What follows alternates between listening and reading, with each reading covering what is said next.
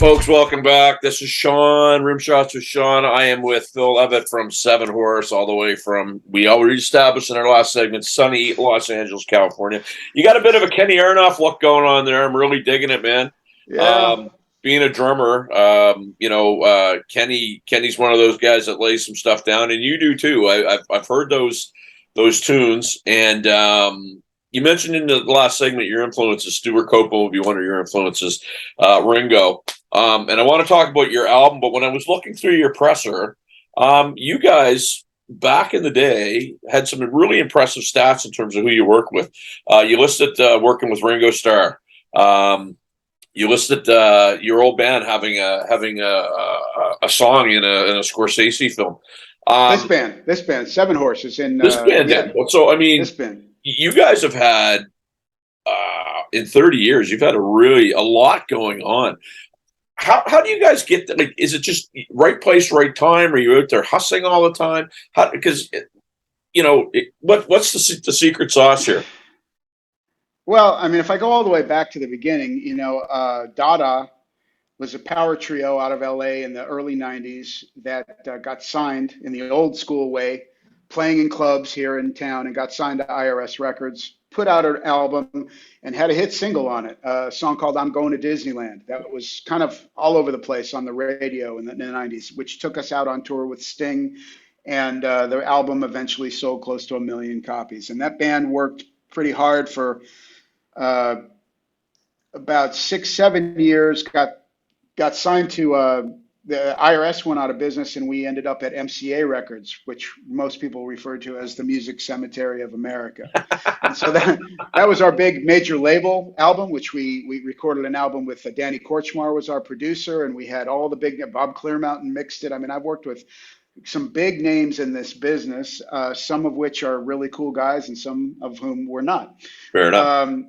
But That was a great run. Following that, I ended up back in my hometown of Las Vegas doing Blue Man Group for a couple of years because getting out of a record deal when we got dropped at MCA, I was basically bankrupt and divorced and had no place to go. So I ended up going back home and getting a gig with Blue Man Group and having a pretty amazing time playing drums in that show for a few years. This thing started in 2000, late 2010, out of kind of desperation for Joey and I, because we were trying to keep Dada going and trying to make another record, and we just did not have unity with our other partner in the band.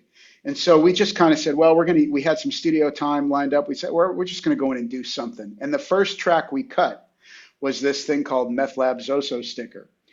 And we decided, well, we're just going to flip everything around. He's going to play guitar and I'm going to sing lead. I was not the lead singer in Dada. I'd never really been a lead singer other than in my very early days when I first started.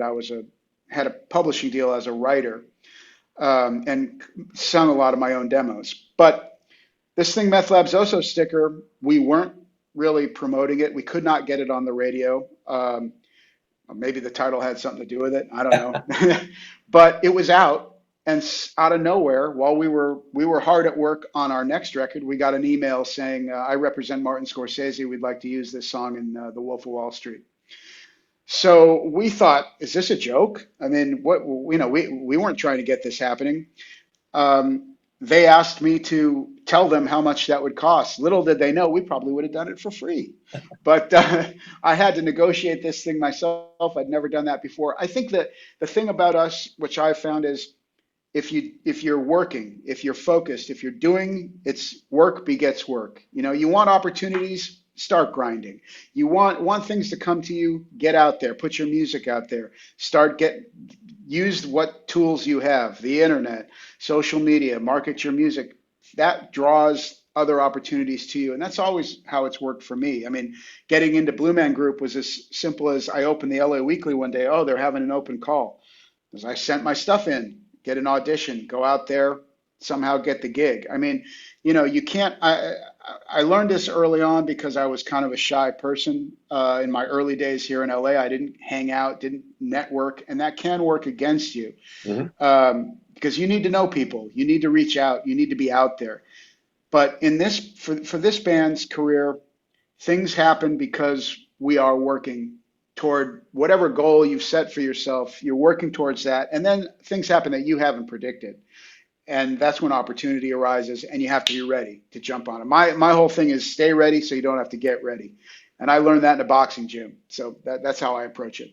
I had an opportunity to interview two drummers, Matt Starr that plays with Ace Frehley, Sean Duncan that plays with, he was with Odin, but he plays with LA Guns. I asked them both because they always seem to be in the middle of everything. Like there's the guys who, they're doing stuff, right? I'm not a big believer in luck. I think that you make your own luck by just setting things up a certain way. Both of them said basically the same thing, and they said it in a different way. And it was, I'm not a headache. So when I go to work, I show up, I do my job, and I'm a good hang, and be the guy that everybody wants to hang with. What are your thoughts on that? Because you said you weren't necessarily networked. You probably are now. Yeah, I'm a little different now than I was then. I don't do a lot of sideman stuff because I'm focusing on our project. But when I do, like I do play for Cherie Curry sometimes, and I spent some time on the road with her in 2019. And yeah, I think Matt and I think what, and I know Matt a little bit. I've run into him at the Pro Drum Shop here at Christmas time. But I think that thing that was said about being a good hang. I mean, for me, because I do hire side guys to work on Seven Horse Records and to play with us on stage to back the duo up. I don't need virtuoso players. I mean, I need competent players, good musicians, but I don't need people who can play like Yngwie Malmsteen to play guitar or to be Jaco Pastorius when they're playing in our band.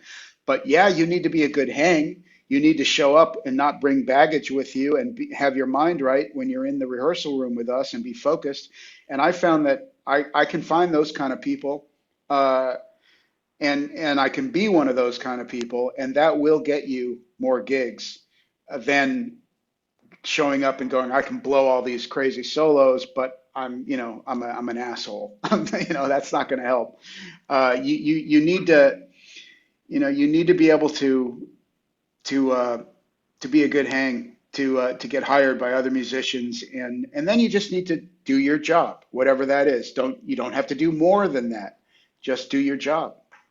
And again, do your job. I mean, preparation is a lot of the battle. I mean, like showing up is 90% of the battle, as they say.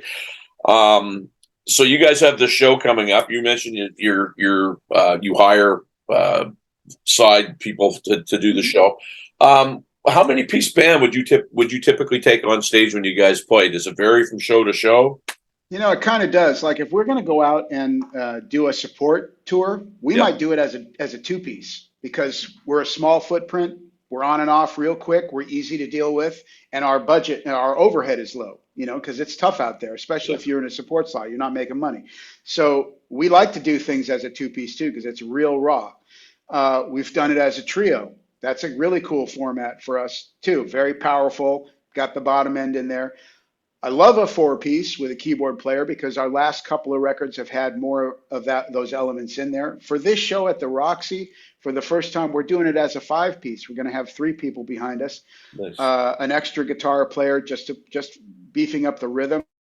But you have to really arrange things carefully there so we don't get too muddy. My partner plays in open tuning a lot, so there's a lot of droning strings, a lot of overtones, and you don't want to get that too muddy between the other guitar and the keyboard. So it requires more of a considered approach to arrangements than when you have a four piece and you got somebody on B3, Joey playing his big Gretsch in open G, the bass player and the drummer.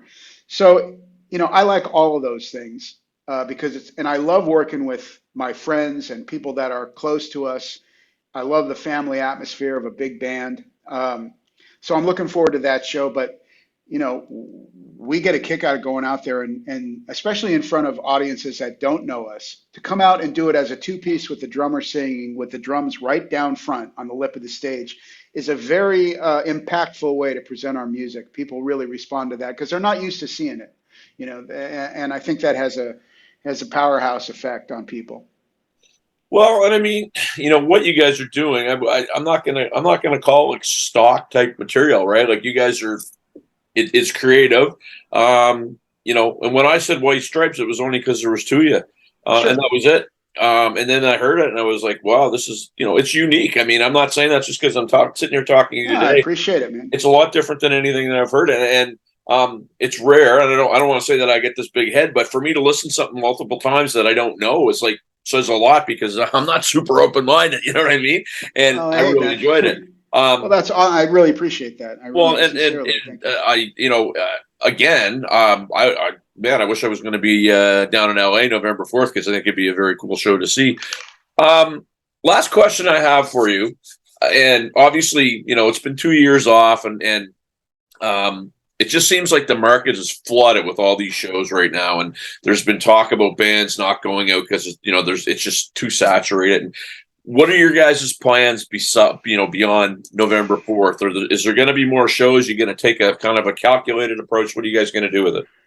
Well, I think we have to, we were just fortunate enough to get a booking agent to reach out to us. And that's always a good situation when people inside the industry are coming at you. That's what you want. It's better than knocking on every door. Sure. So, but my approach with this booking agent was like, look, man, we have to, we know what the economics of it are out there on the road. Gas prices, everything's gone up. It's hard to motivate people to leave the house sometimes to Yeah. come to shows. You have to be offering something really cool. We're trying to do that on November 4th by bringing in video, putting a big band on stage, creating a party atmosphere in the room. We're trying to offer our fans a lot for that one night. But we want to go out, we want to tour, and but we have to make sure we're going into markets where we know we've got audience because you can't just take a flyer really on a 500-mile drive and then show up and play for 30 people in a 500 cap room. I mean, it doesn't, the ends don't meet, and at the end of the day, you don't want to talk about this part of it, but this is a business. And we've been in it a long time, and it's got to somehow make sense for us to go out and do it. But having said that, I think we have the knowledge of how to market our shows and our music, so we can be pretty sure what we're going to get when we come into a town. At least we're going to try to prove that here in Los Angeles because we rented the Roxy out cold. I mean, we bought the place for the night. We didn't use a promoter. We didn't book a regular kind of a show. We threw down to buy out the Roxy and then bring our whole show into the building and invite our fans to the show. So it's a pretty big risk on our end because usually you're working with a promoter and that's their deal. This time we're acting as our own promoter. We have to do all the marketing. I don't know that we do that around the country, but look, I miss it out there on the road. I miss the interaction with people. I miss seeing the country. I miss Canada. I'd love to come back up there. It's been a while. Yeah. We've got friends in Montreal. I know we have fans in Toronto and out west in Vancouver.